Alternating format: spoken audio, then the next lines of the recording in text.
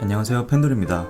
이제는 정말 결정할 때가 되었습니다. 조만간 비트코인은 하락장으로 진입을 하던지 추가 상승이 나오게 되면서 1,500만원대 이상으로 상승이 나올 수도 있는데요. 오늘 영상을 보시면 세력들이 비트코인 가격을 하락시킬지 상승시킬지 알 수 있기 때문에 오늘 영상도 끝까지 참고하셔서 세력과 함께 수익 내는 투자자가 되시길 바랍니다.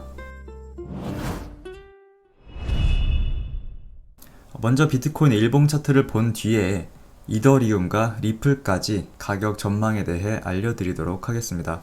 먼저 비트코인 차트를 보시게 되면 비트코인은 종가상 21선을 이탈하게 된 뒤에 21선 위로 반등이 나와주지 못하고 21선의 저항을 받고 추가 가격 하락이 나왔는데요. 예전 영상들을 통해서 말씀드린 것처럼 21선을 이탈하게 된다면 추가 가격 하락이 이어질 수 있으니 21선 이탈 시 매도를 추천드렸던 것입니다. 추가 가격 하락 이후에 이전에 지지를 받은 가격대 부근에서 다시 한번 지지를 받는 모습을 볼 수 있고, 그렇게 비트코인은 지금 박스권 안에 있는 모습을 보여주고 있습니다. 그렇기 때문에 비트코인이 이전에 지지를 받은 가격대인 11,130달러를 종가상 이탈하게 된다면 또 추가 하락이 나올 수 있기 때문에 이런 지지라인대 부근에서 매수하신 분들은 종가상 약 11,130달러를 이탈할 경우 손절하셔서 현금 비중을 늘리는 것이 좋습니다. 하지만 가끔 급등이 나오기 전에 세력들은 21선을 이탈시킨 뒤에 21선과 가까운 위치에서 지지라인을 만들고 다시 21선 위로 가격을 상승시키면서 추가 가격 상승을 이끄는 경우도 있는데요. 그래서 공격적인 투자를 좋아하는 기관 투자자나 트레이더들은 손실이 날 수도 있다는 것을 감안하고 이런 지지라인 가격대에서 매수를 한 뒤에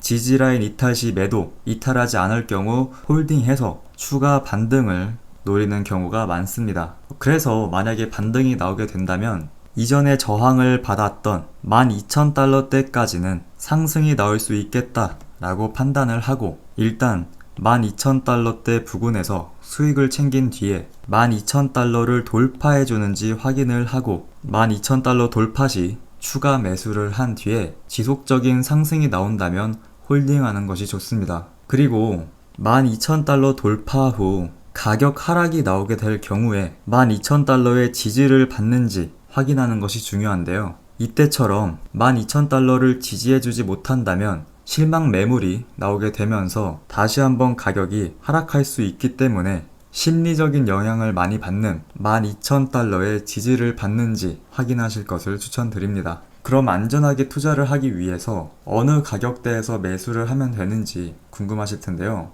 보통 이렇게 박스권 안에 있을 때는 이 박스권 구간 바닥, 이런 바닥 구간에서 매수를 진행하는 경우가 많고, 그래도 좀 더 확실하고 안전하게 투자를 하고 싶으신 분들은 이 캔들이 이런 식으로 5일선 위로 상승이 나와주면서 21선까지 같이 올라타는 이런 자리에서 매수하는 것이 좋습니다. 하지만 저 같은 경우에는 이전에 반등이 나온 이런 자리에서 다시 한번 매수하는 것을 더 추천드리지만 본인의 투자 스타일에 맞게 결정하셨으면 좋겠습니다.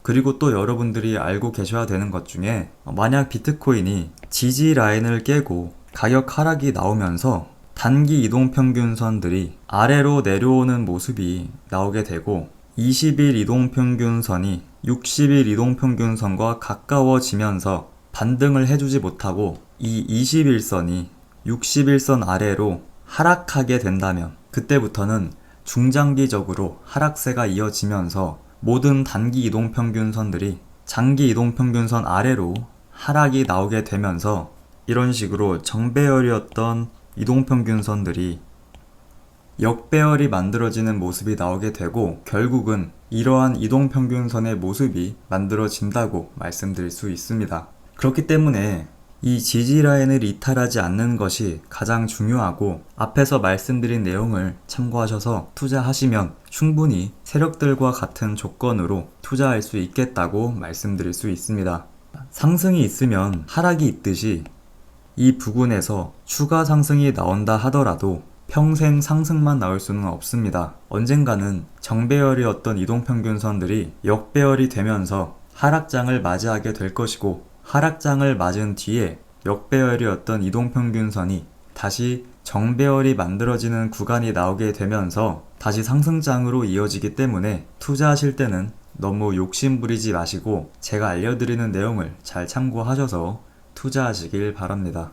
그리고 이더리움 주봉 차트 보도록 하겠습니다. 중요한 내용만 빠르게 알려드리겠습니다.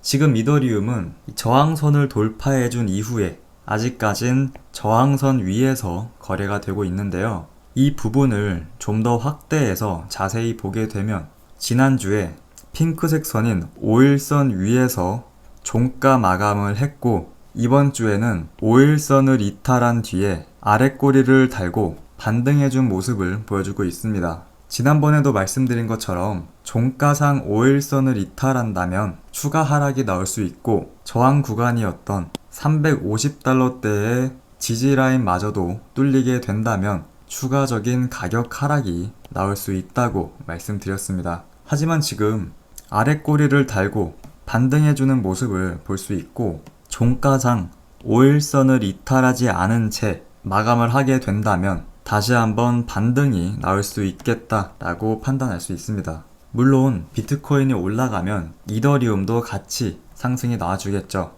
그래서 지금 이더리움은 아직 홀딩해도 좋다라고 말씀드릴 수 있습니다. 이더리움은 3년 만에 저항 구간을 돌파해 주었기 때문에 추가 상승에 대한 기대가 높은 코인인데요. 과연 세력은 그동안 오랜 기간 동안 횡보를 하면서 모았던 힘을 올해 안에 보여줄 수 있을지 지켜보는 것도 좋겠다라고 말씀드리도록 하겠습니다.